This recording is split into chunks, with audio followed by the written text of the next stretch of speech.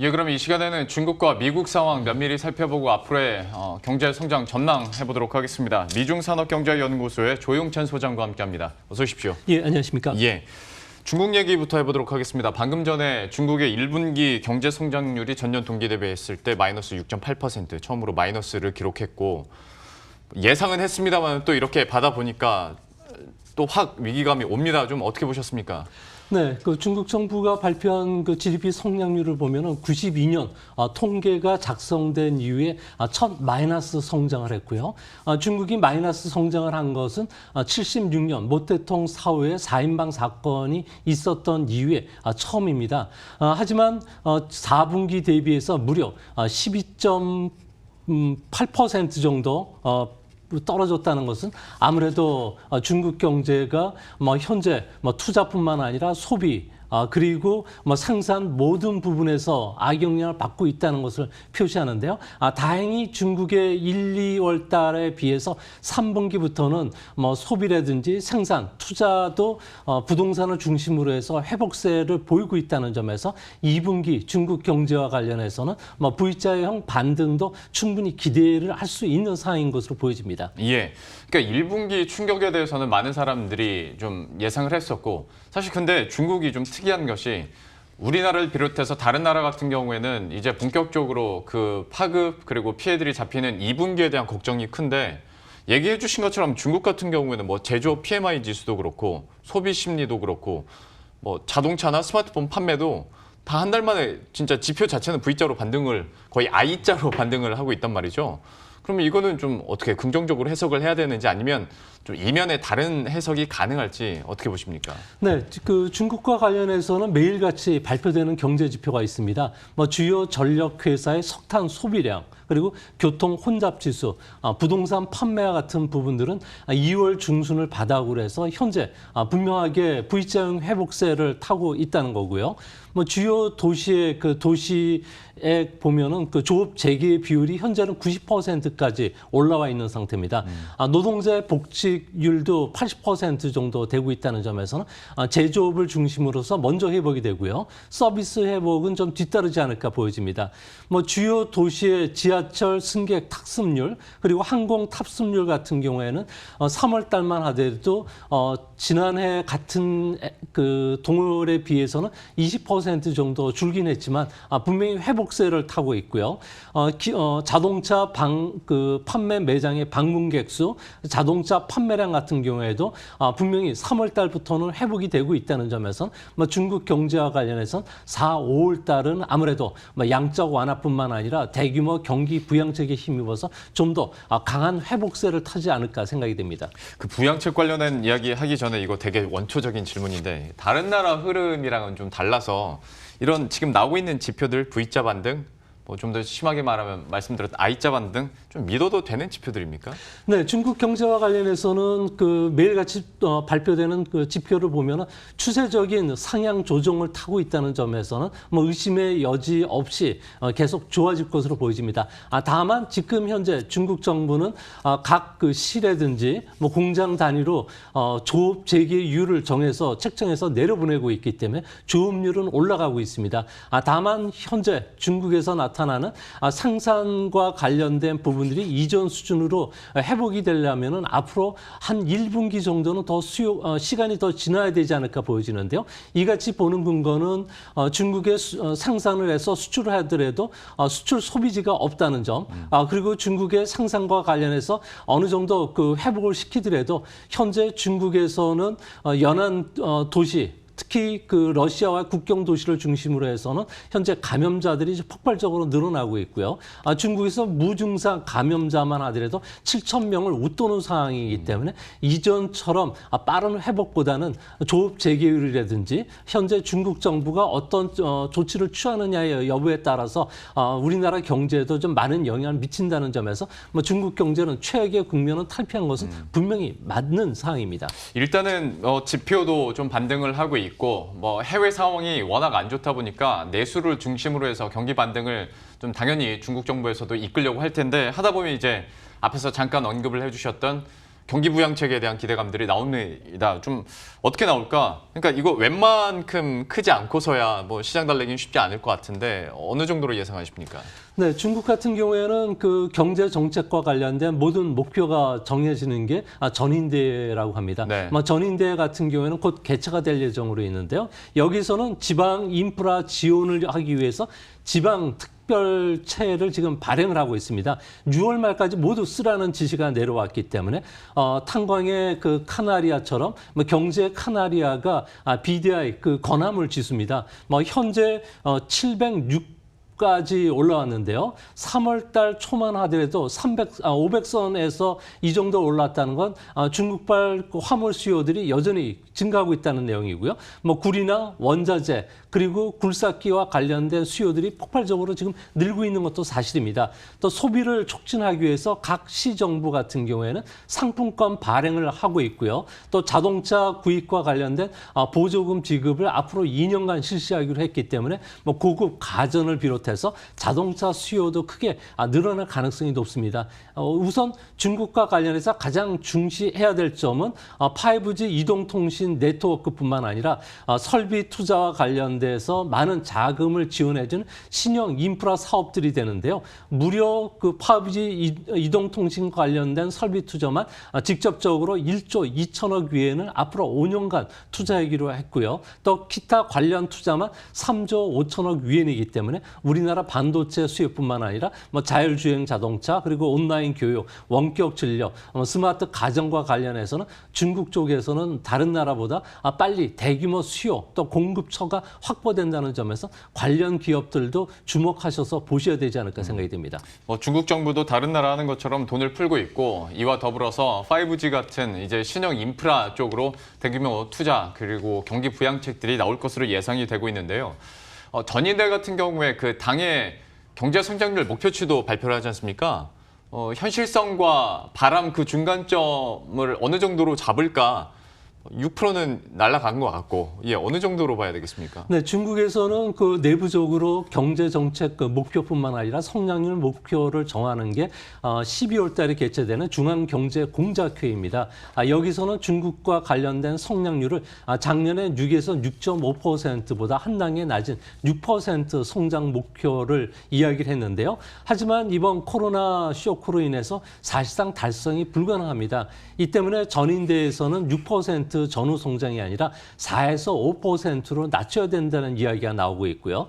중국의 싱크탱크들 같은 경우에는 현재 중국 언론을 통해서 5%대 성장 시대에 돌입했다는 보고서들을 연일 발표하고 있다는 점에서 성장률 목표가 한 단계 낮아질 것은 분명하게 보입니다.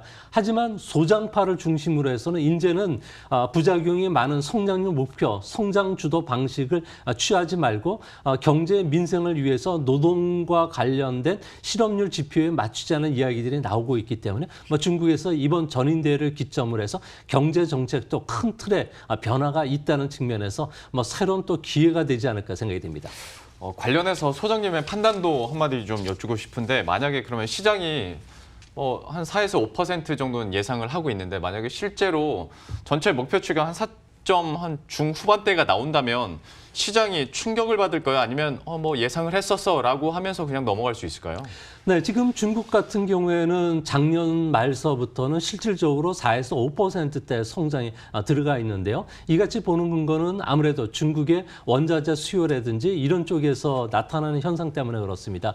중국 같은 경우는 현재 중중국 함정에 빠져들고 있고요. 또 미국과의 또 무역 마찰뿐만 아니라 진짜 패권 전쟁도 기다리고 있는 상황이라는 측면에서 중국 경제 4에서 5% 성장은 다른 나라도 공이 중중국 함정에 빠져들면서 떨어지는 수치였습니다. 이 때문에 중국 정부의 성장률 목표보다는 앞으로 성장 방식을 어떤 식으로 전환하느냐가 세계 경제에 더 큰 충격을 줄 가능성이 큰데요. 그런 측면에서 보면은 중국 정부는 기존의 투자, 수출 주도의 성장보다는 신형 인프라 투자라든지 소비 주도의 성장으로 완전히 바뀐다는 측면에서 우리 경제에는 한편으로는 기회가 될 가능성이 크다는 점에서 주식시장과 관련해서도 큰 충격은 없을 것으로 보여집니다. 예.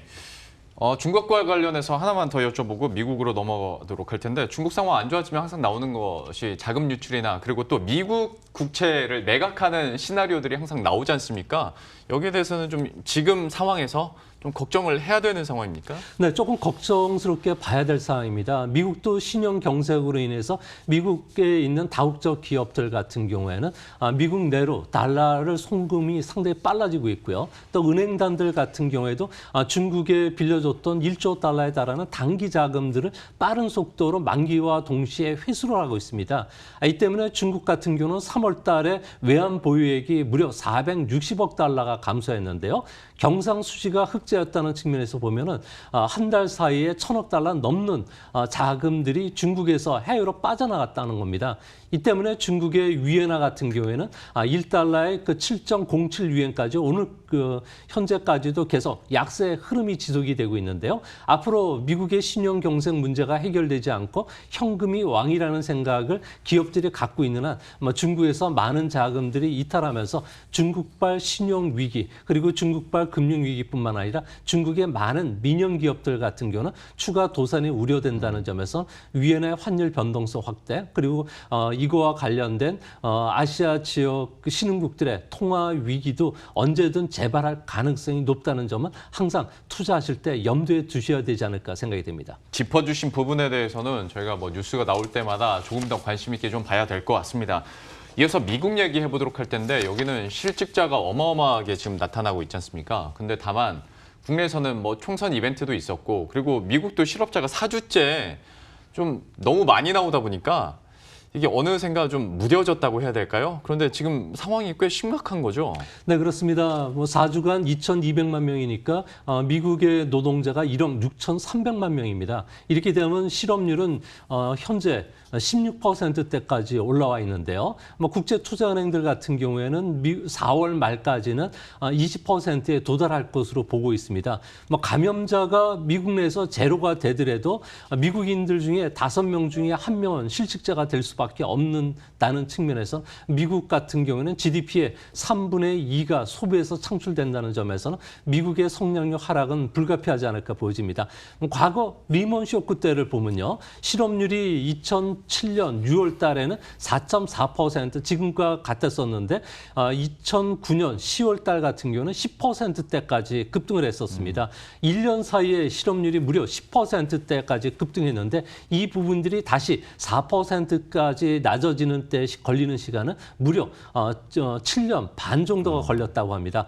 현재 쇼크는 리먼급의 10배 정도 되고 있고요. 공급망 훼손뿐만 아니라 수요와 관련해서도 충격이 진행되고 있다는 측면에서 앞으로 7년 반 정도 걸릴 이런 그 회복 과정을 보면은 정적 혼란 그리고 디지털화 로봇이 진행이 되면서 이전보다는 좀 느린 속도로 고용이 좀 회복이 되고 미국 경제도 느린 속도로 회복이 될 가능성이 크지 않나 이렇게 보여집니다.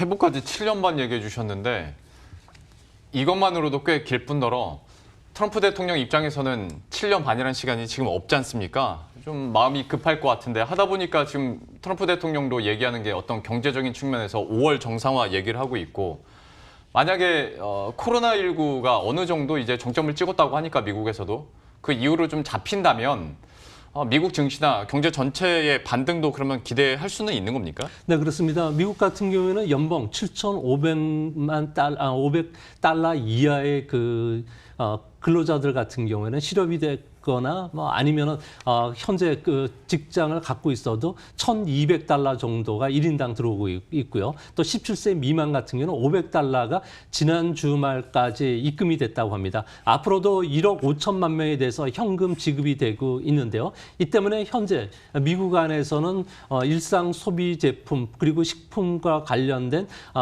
그 소비들이 좀 늘어나고 있다고 합니다. 미국의 현재 감염자가 정점을 지남에 따라서 경제 정상 활성화 이루어진다면 5월 달부터 미국의 경기와 관련해서는 더 이상 추락은 막지 않을까 보여지고요. 근데 이렇게 되면은 아무래도 정책 지원에 따른 경기 회복 지원은 있겠지만 미국 같은 경우에도 경기 회복이 좀 따라오겠지만 문제는 고용 문제와 관련해서는 빠른 속도로 회복이 될 수 없다는 측면에서 미국 증시 같은 경우는 더블 딥이라든지 최악의 국면은 트리플 딥도 빠질 가능성도 있다는 점도 항상 투자하실 때 염두에 두셔야 될 것으로 보여집니다. 그러니까 더블 딥이나 트리플 딥에 대한 어떤 최악의 경우의 수도 여전히 좀 상존을 한다라고 판단을 해주셨고 계속 좀 리스크로 작용하는 것 중에 하나가 물론 이제 코로나19가 있겠지만 또 한편에서는 국제유가 아니겠습니까? 이거 때문에 미국에서도 좀 긴장감이 높아지고 셰일 업체들의 줄도산 얘기도 여전히 나오고 있는 상황인데 어떻게 하다 보니까 이제 20달러는 안 깨질 거라고 생각을 했는데 10달러대까지 지금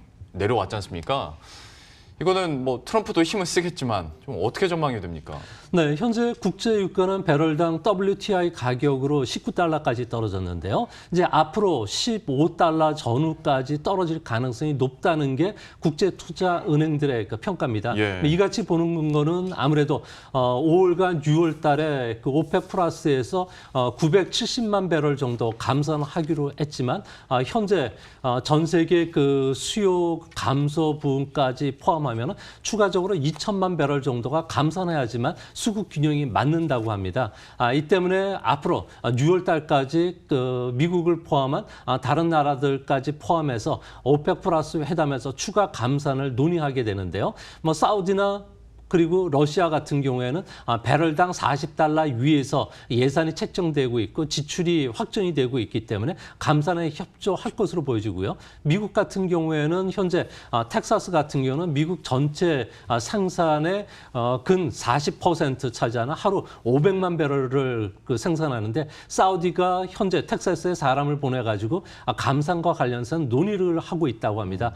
미국의 텍사스 쪽에서 감산이 이루어진다면 국제유가는 하반기 경기 회복과 맞물려서 강한 반등이 일어날 가능성이 크다는 점에서는 한편으로는 유가와 관련된 종목들을 싸게 살 수 있는 기회가 앞으로 한두 달 내에 또 도래하지 않을까 생각이 됩니다. 예. 참 코로나19 사태로 인해서 수요 줄어든 게 하루에 3천만 배럴 정도 된다고 하는데 좀 이것을 상쇄할 수 있는 오펙 플러스에서의 추가 감산 논의 그리고 또 합의가 있을지도 한번 지켜보도록 하겠습니다. 이와 함께 좀 싸게 살 수 있는 하나의 기회가 만들어질 수 있다라고도 얘기를 해주셨으니까 이 부분도 저희가 참고하면서 염두에 두도록 하겠습니다. 지금까지 미중산업경제연구소의 조용찬 소장과 함께했습니다. 고맙습니다. 예, 그럼 저희도 여기서 인사드리도록 하겠습니다. 계속해서 시장 좀 대응 잘 하셨으면 좋겠고요. 저희들은 다음 주 월요일 이 시간에 또 새로운 뉴스들과 전략 들고 다시 찾아뵙도록 하겠습니다. 시청해주신 여러분 고맙습니다.